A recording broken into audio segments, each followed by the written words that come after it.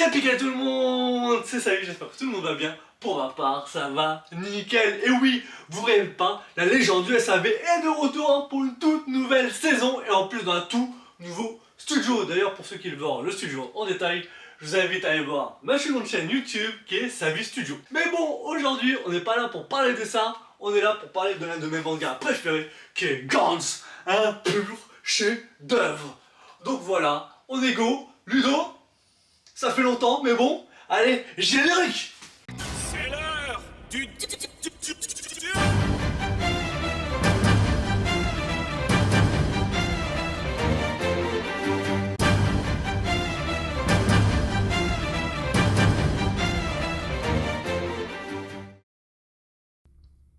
Allez, c'est parti. Donc le manga Gantz est un manga du grand Hiroa Oku et personnellement, c'est l'un de mes mangaka préférés. Car déjà il a fait Gantz, mais il a aussi fait une putain de masterclass qui est Last Hero Inumashiki, un putain de manga qui se termine en 10 volumes. Et comme je te l'ai dit dans l'intro, le SAV de Last Hero Inumashiki va sortir la semaine prochaine. Et puis plus récemment, il a terminé son dernier manga qui est Gigante, un manga qui lui aussi se termine en 10 volumes et j'attends que les 10 volumes sortent en France pour en faire un SAV. Donc pour pas le louper, évidemment, abonne-toi à la chaîne. Donc voilà pour tous les mangas que Hiroa Oku a sortis, mais il est temps de revenir au manga du jour qui est Gantz. Donc Gantz est sorti dans les années 2000 dans le magazine Eurojump au Japon, et il a pris fin en 2013 avec 37 volumes. Et pour la France, le manga est arrivé en 2003, et c'est édité chez les éditions Tokam. Et toujours avec les éditions Tokam, on a le droit aussi à une Perfect Edition, qui se termine elle en 18 volumes. Et puis toujours dans l'univers Gantz, on a le droit aussi à deux autres mangas. Le premier se nomme Gantz G, il est apparu en 2015, il se termine en 3 volumes, et c'est toujours édité chez les éditions Tokam. Et d'ailleurs, un SAV sur ce manga va sortir dans la semaine. Et puis pour finir, en 2020, un nouveau manga sur Gantz est sorti, lui il se nomme Gantz E, et est toujours en cours de parution au Japon, et vous pouvez le retrouver en France chez l'édition Tokam. D'ailleurs, le petit truc à savoir sur ces deux mangas là, c'est que certes ça se passe dans l'univers Gantz, mais Hiroa Oku n'est ni au dessin, ni au scénario. Et puis pour finir avec Gantz, en 2004 on a le droit à un animé découpé en 2 saisons. Et ces 2 saisons viennent des studios Ganzo. Et on peut les retrouver en France en DVD. Et de temps en temps ils apparaissent aussi sur Netflix. On a le droit aussi en 2011 à 2 films en live action et ils sont sortis aussi en France en DVD. Et pour finir avec tout ça, en 2016 on a le droit à un film en CGI. Ce film se nomme Gantz O et en France on peut le retrouver sur Netflix. Donc voilà pour tout ce qui est de la présentation de Gantz. Et là si tu as jamais lu Gantz, tu te demandes sûrement de quoi ça parle. Eh ben t'inquiète pas, je vais te le dire. Mais avant ça j'ai un truc très important à vous dire. C'est que Gantz est pour un public averti, donc si tu es très jeune, je t'invite à quitter la vidéo. Mais avant de quitter la vidéo, je t'invite aussi à t'abonner à la chaîne La Légende du SAV, à mettre le petit pouce bleu, à venir aussi nous suivre sur nos réseaux sociaux, que ça soit Instagram ou TikTok. Et d'ailleurs, si tu es un public averti, je t'invite aussi à faire ça, évidemment. Ah là là, pour une fois, elle est bien passée la pub de la chaîne. Ouais, je sais, je suis fier de moi. Donc, on va suivre le personnage de Kei, qui est un lycéen, qui attend tranquillement son métro. Et par hasard, ce jour-là, il reconnaît à côté de lui son ami d'enfance perdu de vue, nommé Kato. Quand soudain, un clochard complètement bourré va tomber sur les rails du quai. Et comme personne ne réagit, Kato décide d'aller le sauver. Le problème, c'est que Kato arrive pas à sortir le clochard de là. Et donc, il décide de demander de l'aide à son ami d'enfance, Kei, qui décide d'aller aider Kato, mais en reculant. Et donc, à deux, il réussit à sauver le clochard. Sauf que le problème, c'est qu'un métro arrive. Ah, il y a des jours où il vaut mieux pas se lever. Hein. Donc nos deux compères décident de courir à toutes jambes jusqu'au bout du quai. D'ailleurs, ils y sont presque. Le hic, c'est que c'est un métro sans arrêt. Ah, quand je dis qu'il y a des jours où il faut pas se lever, il faut pas se lever. Hein. D'ailleurs, ils se lèveront plus, hein, vu qu'ils meurent. Écrasés par le métro, comme de merde. Sauf que évidemment, non, ils sont téléportés. Et pour une fois pas dans un putain de monde isekai. Là, ils sont téléportés dans une pièce un peu chelou, avec une boule au milieu, nommée Gantz. Et d'ailleurs, dans cette drôle de pièce, ils sont pas tout seuls, il y a d'autres personnages. Eke et Sato s'en rendent vite compte que les autres personnages sont comme eux, mortes. Mais les deux poteaux, ils ont pas le temps de souffler car d'un coup, une musique se lance venant de la sphère. Et sur la sphère, il y a un message qui s'affiche, disant que tout le monde va participer à une petite chasse aux extraterrestres. Et pour les aider à la chasse aux extraterrestres, la boule Gantz va leur donner des combinaisons qui accroissent leur capacité physique et aussi des flingues futuristes. Puis à la fin de la mission, chaque personnage recevront des points, et au bout de 100 points, ils seront enfin libres. Mais d'ici là, Gantz les rappellera n'importe quand pour une nouvelle chasse. Et donc, on va suivre Kei et Sato, qui vont essayer de survivre aux chasses aux extraterrestres. Donc Gantz est un seinen, slash fantastique, slash action, slash drame, slash gore. Et alors, Savi, même si je connais déjà ta réponse, le manga Gantz, tu en penses quoi? Eh ben, pour être honnête avec vous, le manga Gantz, c'est un putain d'ovni. Réellement, je kiffe de ouf ce manga, c'est l'un de mes mangas préférés pour vous dire. Carrément, Gantz est dans mon top 3, ex aequo avec un autre manga, où le personnage principal est Lucille. Et d'ailleurs, si toi la rêve de ce manga, dis-le moi en commentaire. Et non, c'est pas Fairy Tail. Donc comme je le disais, Gantz est un putain d'ovni et un putain de chef-d'œuvre. Et réellement, si tu es fan de manga, il faut absolument que tu lis Gantz, au moins une fois dans ta vie. Oh, t'exagères un peu là, non? Bah non, réellement, j'exagère pas. Et d'ailleurs, toi, tu vas me dire que t'aimes pas Gantz? Ah si, moi j'aime bien Gantz. Mais pour d'autres raisons que toi, à mon avis. Ouais, je vois de quoi tu parles. Mais réellement, Gantz est l'un des seuls mangas qui est dans ma bibliothèque, avec le manga où il est d'ailleurs ex aequo, où de temps en temps j'ai juste envie de revivre une scène, et je me retrouve je ne sais pas comment à lire toute la série en une journée. Ah ouais, je vois de quoi tu parles, moi je fais pareil mais avec les hentai. Oh putain, mais t'es vraiment un psychopathe Billy. Ah, je sais. Tiens d'ailleurs, tu sais mon Savi, tu sais qu'au début, quand tu disais que Gantz c'était un putain de chef-d'œuvre, je te prenais vraiment pour un gogol. Ah ouais, pourquoi? Parce qu'au début j'avais vu que l'animé. Ah ouais, tu m'étonnes que tu pensais ça de moi. D'ailleurs, pour ceux qui regardent le SAV, ne regardez surtout pas cet animé, hein, car c'est de la vraie merde. Non, que dis-je, c'est de la grosse merde face au manga. D'ailleurs, pour que tu comprennes, on va en parler de cet animé. Donc comme je t'ai dit tout à l'heure, Gantz c'est un putain de manga d'action, et l'animé est mou de ouf. Tout est mou dans ce bordel là. Que ça soit les scènes d'action qui est mou du cul, même quand il parle c'est mou. Non, c'est dégueulasse, faut pas regarder hein. En plus, ça a putain mal vieilli. Et réellement, j'ai un peu regardé l'animé pour faire le SAV, et mes yeux se sont mis à pleurer du sang, tellement que c'est dégueulasse. En plus, tout ce qui est chara-design des monstres est mieux fait dans le manga. Et puis même, tout ce qui est émotion, la joie, la peur, etc. c'est mal fait. Et puis en plus, je sais pas pourquoi ils se sont amusés à rajouter des personnages qui servent à rien. Mais le pire reste à venir, c'est que comme l'anime fait que 24 épisodes, ce qui évaut aux 8 premiers tomes du manga 137, ils ont dû s'amuser à créer une fin, et pas en mode Full Metal Alchemist. Car là les mecs, en 3 épisodes, ils ont réussi à niquer l'œuvre et l'univers entier de Gantz. Oh, t'exagères un peu là. Quoi, j'exagère? Tu dis que j'exagère, Billy? Eh ben sache que j'exagère, mais pas du tout.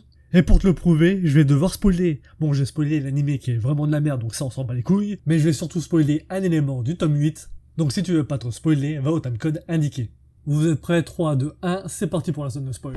Donc pour tous ceux qui ont déjà vu ou lu Gantz, tout ce bordel se passe juste après la chasse aux extraterrestres du temple. Et pour rappel, la chasse aux extraterrestres du temple s'est mal passée, car il n'y a que Kei qui a survécu. Et donc dans le manga, quand Gantz va rappeler Kei pour une nouvelle mission, là il va être tout seul.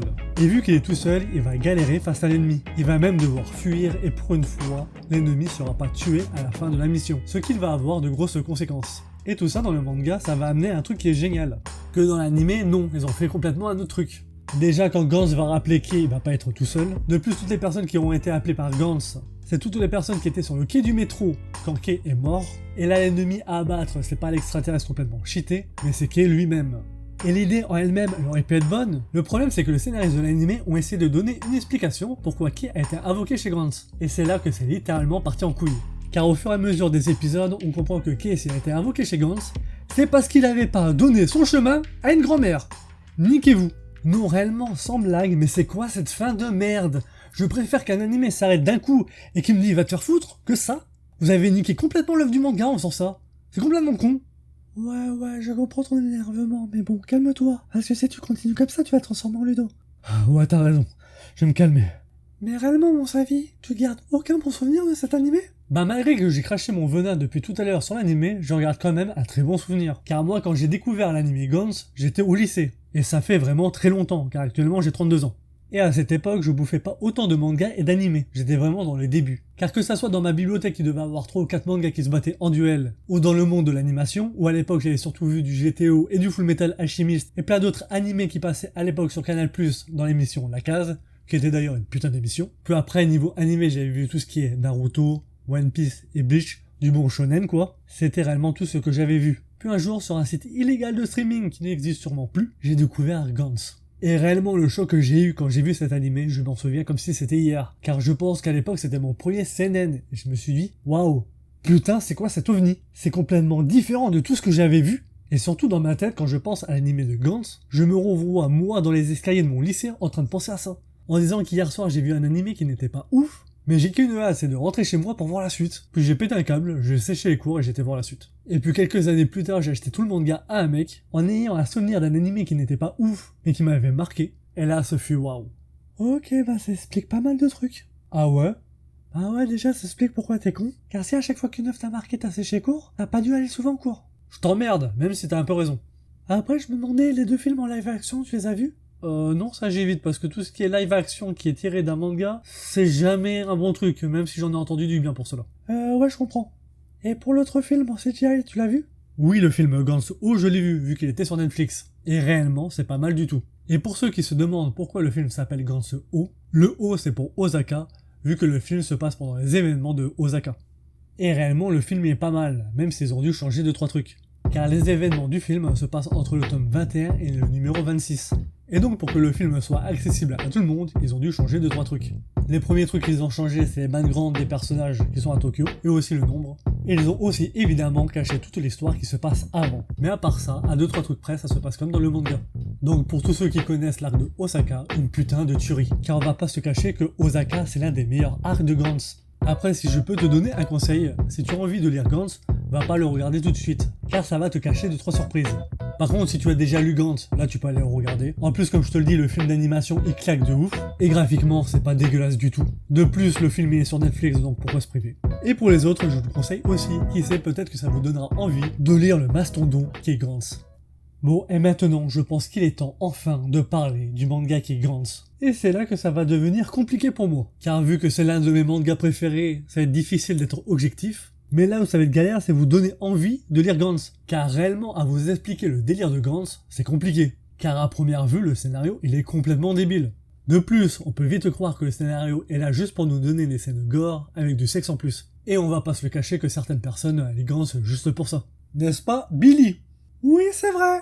Pourquoi, ça te dérange? Eh ben non, pas du tout. Car réellement, pour moi, la force de Gantz, c'est que tu peux le lire de différentes façons. Tu peux littéralement lire l'œuvre au second ou au 3e degré. Et ça, réellement, c'est un truc de ouf. Car réellement, tu peux voir le manga comme un truc complètement badass, what the fuck, avec de l'action, du gore et du sexe en plus. Tout ça avec des combats de psychopathes contre des monstres que tu peux même pas imaginer dans des scènes apocalyptiques.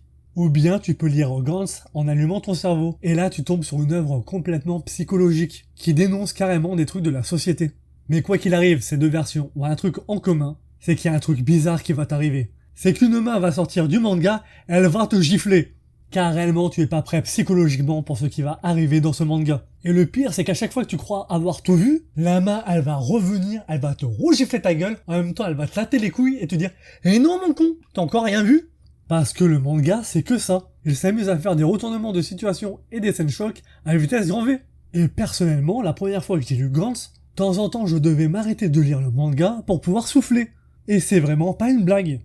Donc voilà, après on peut dire que Gantz fait beaucoup penser aux jeux vidéo. Car quand tu vas être invoqué par Gantz pour aller chasser des extraterrestres, Gantz va créer une minimap. Et si tu sors de la map, une bombe dans ta tête va exploser. Donc game over. De plus, à chaque fois, tu vas avoir plein d'ennemis random, qui eux vont pas te donner beaucoup de points.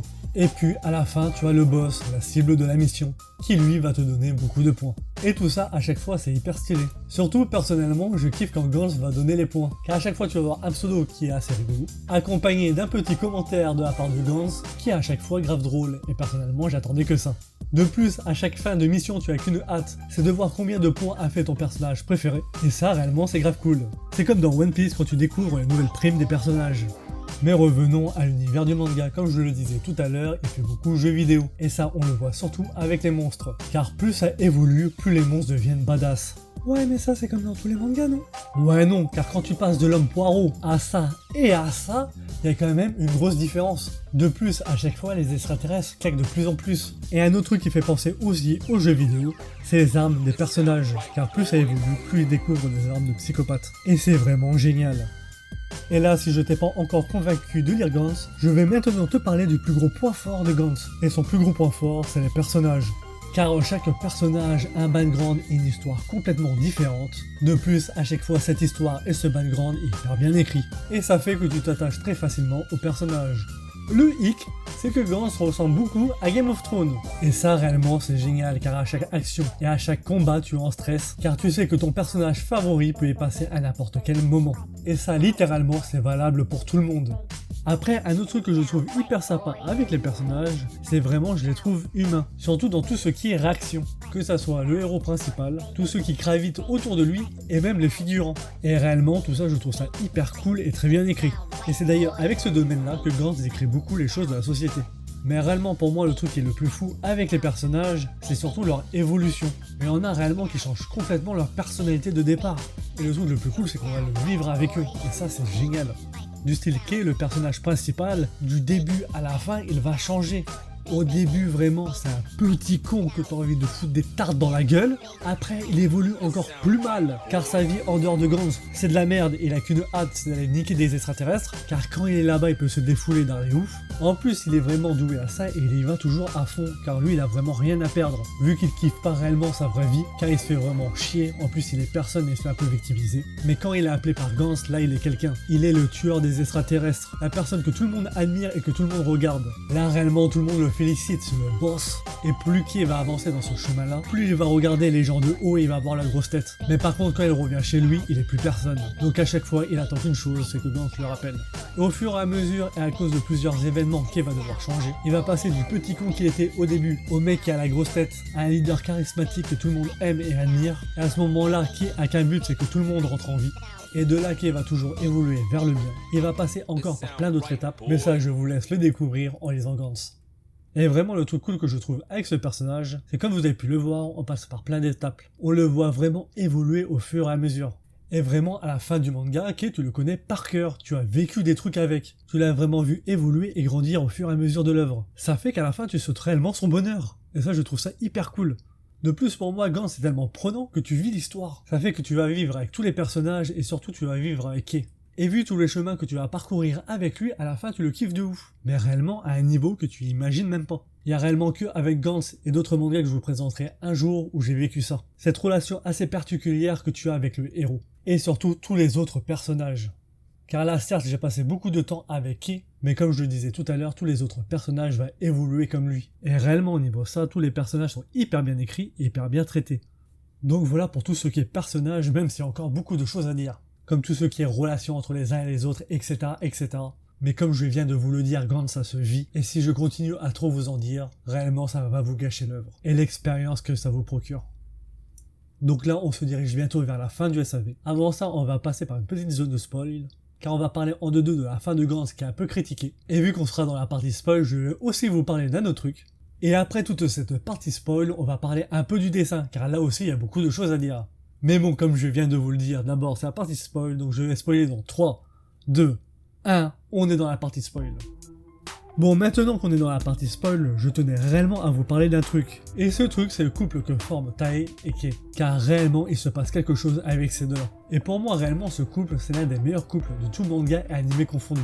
Car l'auteur arrive parfaitement à nous faire ressentir l'amour qu'ils éprouvent l'un et l'autre. Et réellement, je trouve ça magnifique. Surtout vu tous les péripéties qu'ils ont traversées. Car entre toute la partie finale, où c'est tellement un bordel que je saurais même pas comment vous l'expliquer, ou l'événement qui se passe à peu près au milieu du manga, qui est tellement génial, qui est pour moi mon arc préféré, car pour vous la faire très courte, il va se passer un truc de ouf, à l'époque où Kay est le grand leader de son groupe, qu'il est aimé, apprécié de pratiquement tout le monde. Et donc dans cette partie-là du manga, Kay n'a qu'un truc en tête, c'est de rentrer chez lui pour retrouver sa bien-aimée. Mais surtout le plus important, c'est de rentrer avec le plus de monde possible en vie. Et cette partie-là du manga est juste géniale pour tous ceux qui tournent autour de ce groupe, car la plupart des membres ont une grande complicité entre eux, et aussi une très bonne alchimie. Et surtout grâce à Kay en tant que leader, c'est l'un des groupes où il y a le moins de morts, donc on a le temps de s'attacher à beaucoup de personnages. Et donc après avoir affronté l'un des plus gros extraterrestres et surtout l'un des plus puissants, car il a failli niquer v'là les gens, Gantz se rappelle tout le monde à la base. Sauf qu'au lieu de les libérer, Gantz relance directement une mission. Le hic, c'est que la personne à tuer pour une fois n'est pas un extraterrestre, mais un humain. Et cet humain, tu l'as compris, c'est pas n'importe qui, car c'est la copine de Kay, Tae. Car malheureusement pour elle, sans le vouloir, elle a assisté au combat. Et donc pour Gantz, c'est devenu une personne à éliminer. Et réellement à ce moment-là, déjà nous, en tant que lecteurs, on est en mode « What ?» et qui réagit comme nous, en mode « Putain de merde, qu'est-ce qui se passe ?» Et je kiffe de ouf la réaction de Kay. En mode, il demande directement à Gantz « Envoie-moi là-bas !» Et il y va en mode guerrier. Si quelqu'un touche à sa meuf, il nique tout le monde. Même s'il y a quelques minutes, son seul objectif et son seul souhait était que tout le monde rentre en vie. Et après ça part complètement en bordel et en même temps en mode critique de la société, Car entre ceux qui il y a quelques minutes étaient en mode suçage de bite, car grâce à Kay ils sont revenus en vie de la mission, et que là ils sont en mode je m'en bats les couilles de toi frère, je vais juste niquer ta meuf pour avoir des points, comme ça après Gans me rappelle plus, car oui pour rappel au bout de 100 points c'est la fin. Ou bien toute la deuxième partie qui admire tellement Kay et qui le respecte en tant que leader, et eux vont tout faire pour pouvoir protéger la copine de Kay face à l'autre groupe, et tout ça je trouve ça magnifique, qui risquent leur vie pour une personne qu'ils connaissent pas, mais qui respecte tellement Kay qu'ils y vont à fond. Et donc ça fait un sacré bordel, et au milieu de ce putain de bordel, il y a Kay qui est en mode « je vais tous vous niquer si vous touchez à ma meuf ». Et toi en tant que lecteur tu vis tout ça et t'es en mode tension, car toute la relation entre Kay et Tae elle est tellement magnifique que tu as qu'une peur, c'est qu'elle meure. Sachant que dans Gans personne n'est à l'abri, tu es en mode flip. Et malheureusement notre peur était avérée car Tae meurt. Et réellement à ce moment là tu es effondré, comme Kay. Mais bon à ce moment là on apprend un nouveau truc sur Gans. C'est que si on a 100 points, on peut soit arrêter la chasse aux extraterrestres, soit ressusciter quelqu'un, soit avoir une arme beaucoup plus puissante. Et là quand Kay apprend ça, déjà il est content, mais surtout la prochaine fois qu'il va être appelé par Gans, il va être en mode wall again, il va tout niquer et ça déchire de fou, car là il a plus qu'un but en tête, c'est de la ressusciter. Et d'ailleurs, nouveau retournement de situation, il va pas pouvoir le faire, car tellement les gens le respectent que c'est une autre personne qui va la ressusciter. Et quand il va être choqué, tout le monde va lui dire c'est bon, t'en as assez fait. Il est temps pour toi d'arrêter cette merde. Utilise tes 100 points pour pouvoir retourner à une vie normale. Et toi, t'es là tranquillement en train de lire ça et tu te redis putain de merde, encore un truc de ouf. Sauf que c'est pas fini, là il y a un autre personnage qui regarde Kay et qui lui dit dis-moi si tu as perdu des compagnons chers à tes yeux, que je puisse en ressusciter un. Et toi t'es encore là, ouah putain de merde. Et tu vois c'est ce qui déchire ton Gans, c'est que t'arrives pas à t'habituer à ces retournements des situations. Car normalement dans n'importe quelle autre œuvre, à un moment donné c'est bon tu serais plus surpris. Mais dans Gans non, comme je te le disais tout à l'heure, t'as une main qui sort du bouquin et qui te gifle ou qui te latte les couilles. C'est réellement pour ça que je kiffe autant ce manga et que je dis que c'est un chef-d'œuvre. Et d'ailleurs là je vais faire un petit truc de bâtard. C'est pour ceux qui ont jamais vu Gans mais qui ont quand même été dans la partie spoil. Là tu dois te dire que tout est bien et finit bien, que Kay et Tae vont pouvoir vivre une vie tranquille. Sauf que non mon gars, ça se voit que tu as jamais lu Gans. Parce que de 1 quand Gans va te libérer au bout des 100 points, il va effacer tes souvenirs, donc que ça soit Kay ou Tae, ils se souviennent plus du tout de leur histoire. Ils sont en mode, tiens, pourquoi j'ai des photos d'elle, pourquoi j'ai pas lui, etc., etc. Donc toi qui kiffes tellement leur couple, t'es en mode, putain, non, pourquoi ? En plus, tu sais que ça va pas s'arranger, parce que Kay est redevenu le connard arrogant qu'il était avant. Et puis après, pour une X raison que je te laisse découvrir, Kay va crever dans sa vraie vie, en dehors de la chasse aux extraterrestres qui est organisée par Gans. Mais heureusement pour lui, devant le groupe qui l'adore. Et puis à partir de là, on part pour moi dans le deuxième meilleur arc, l'arc Osaka. Et je te laisse découvrir ce qui va se passer. Donc lis Gans pour le découvrir. D'ailleurs, en vous racontant tout ça, j'ai une petite pensée pour tous ceux qui attendaient le chapitre et les volumes. Car moi, j'ai lu tout d'un coup, mais réellement pour ceux qui devaient attendre les chapitres ou les volumes, réellement je vous plains de fou. Donc voilà pour le petit truc que je voulais aborder avant de vous parler de la fin du manga, même si en réalité c'était pas un petit truc, et que j'ai passé beaucoup plus de temps que j'imaginais. On va pouvoir parler vraiment en deux de la fin qui est beaucoup critiquée. Bon déjà avant de parler de la fin, on va parler très rapidement du dernier arc, qui est très différent des autres arcs, et donc il y a beaucoup de personnes qui l'ont trouvé moins bien, voire qui l'ont complètement détesté. Bon après ça c'est les goûts et les couleurs, mais je comprends la raison. Et moi personnellement je l'ai pas détesté, mais il fait pas partie de mes arcs préférés. Mais malgré qu'il fait pas partie de mes arcs préférés, il déchire de ouf. Car premièrement, ça part complètement en couille. Et encore une fois, le manga te refout une grosse gifle. De plus, on entre dans un nouveau aspect que le mangaka va beaucoup kiffer car il va être repris dans Last Hero Inumashiki. C'est tout l'aspect réseaux sociaux. Et là encore, grâce aux réseaux sociaux, le mangaka va nous faire poser des questions et surtout va faire une critique sur la société. Après, je vais pas trop en dire sur les événements, car déjà j'ai assez spoilé le manga, je pense. Mais surtout, c'est inexplicable, tellement on part dans du what the fuck complet. Après, la seule chose que je peux vous dire, c'est que toutes les questions qu'on se posait, et même celles qu'on se posait pas, ont une réponse à la fin du manga, et ça c'est cool. Mais là, en te disant ça, tu te poses peut-être une question, c'est pourquoi la fin du manga est autant critiquée ? Eh ben c'est tout simple, elle est frustrante de fou, car notre héros et son compère va niquer le méchant de la fin. Et là, terminé, c'est fini, rentrez chez vous. Y a plus rien, y a pas un petit chapitre, un petit épilogue. On n'a pas le petit truc, il vécut heureux jusqu'à la fin des temps, etc., etc. Et vu tout ce que tu as vécu avec Kay, eh ben c'est frustrant de fou, je suis d'accord avec vous. Ça fait qu'encore aujourd'hui, je sais pas si la fin de Gantz est pourrite ou juste géniale. Car on va pas se le cacher, c'est couillu de faire ça. Donc réellement, voilà, encore aujourd'hui, je me pose la question. Et donc c'est bon, on arrive à la fin du spoil, qui a duré quand même pas mal de temps. Ça fait qu'il est temps de parler du dessin du manga. Et là encore, il y a beaucoup de choses à dire. Et d'ailleurs, c'est aussi un aspect qui est beaucoup critiqué dans Gantz. Et aussi d'ailleurs dans les autres œuvres du mangaka. Car déjà, c'est l'un des seuls mangaka qui utilisait au début de l'œuvre des photos en arrière-plan. Ça donne un style unique et surtout propre à lui. Et personnellement, moi j'aime bien ça, car je trouve ça juste stylé. Puis après, vers le milieu du manga, il a changé de style. Il a arrêté les photos pour passer aux arrière-plans en 3D. Et même si aujourd'hui c'est plus du tout rare de voir ça, et que c'est d'ailleurs devenu une monnaie courante, à l'époque c'était l'un des rares, voire l'unique à faire ça. Et tu vois, pour moi, ce style-là, il n'est pas gênant, car je trouve qu'il est approprié au manga. Car comme je te le disais tout à l'heure, la chasse aux extraterrestres est beaucoup tournée en mode jeu vidéo. Et donc quand tu réfléchis bien, avoir les arrière-plans en 3D, ça fait sens dans ce que ça raconte. Donc voilà, pour tout ça, je sais pas ce que tu en penses, je sais que le mangaka a beaucoup été critiqué pour ça, mais comme je viens de te le dire, pour moi les arrière-plans en 3D fait sens avec le manga.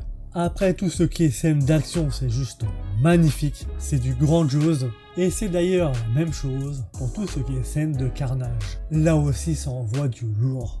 Mais vraiment, c'est un truc de ouf. En plus, tout ce qui est double page, c'est juste magnifique. On a plein de détails, etc., etc. Réellement, Hiroa Nuku nous gâte avec ça. De plus, tout ça est aidé par le dessin du mangaka, car il kiffe de fou détailler l'action, ce qui donne vraiment un aspect très fluide et dynamique à l'œuvre. Même si là encore, il a beaucoup été critiqué. Mais là, je vais pas trop l'aborder, car je vais plus en parler en détail la semaine prochaine dans le SAV de Last Hero Inumashiki. Donc après, pour tout ce qui est personnages, là aussi ça déchire. Ils sont tous hyper bien détaillés. De plus, on les reconnaît parfaitement pendant les scènes d'action, même quand ça devient what the fuck avec 10 000 choses à l'image. De plus, pour tout ce qui est émotion, là aussi c'est du parfait. On ressent parfaitement la peur, la joie, la tristesse, la rage, etc., etc. Et tout ça n'est pas valable seulement pour les humains, c'est aussi valable pour les extraterrestres, qui ont tous un putain de chara-design. Surtout, comme je le disais tout à l'heure, plus le manga évolue, plus on a des extraterrestres de psychopathes. Et réellement, quand tu les vois, tu es comme les héros, tu te chies dessus, tu sens la badacité des mecs. Tu sais en un coup d'œil que le combat va être épique. Et là aussi, pour tout ça, c'est génial. Après, pour finir, je tiens à repréciser que pour tout ce qui est découpage des planches, ça déchire de fou. Vu que le mangaka détaille tout, ça donne vraiment un aspect très fluide au manga. De plus, je trouve que ça rend l'action beaucoup plus immersif. Et grâce à ça, ça donne un style très unique et particulier au manga.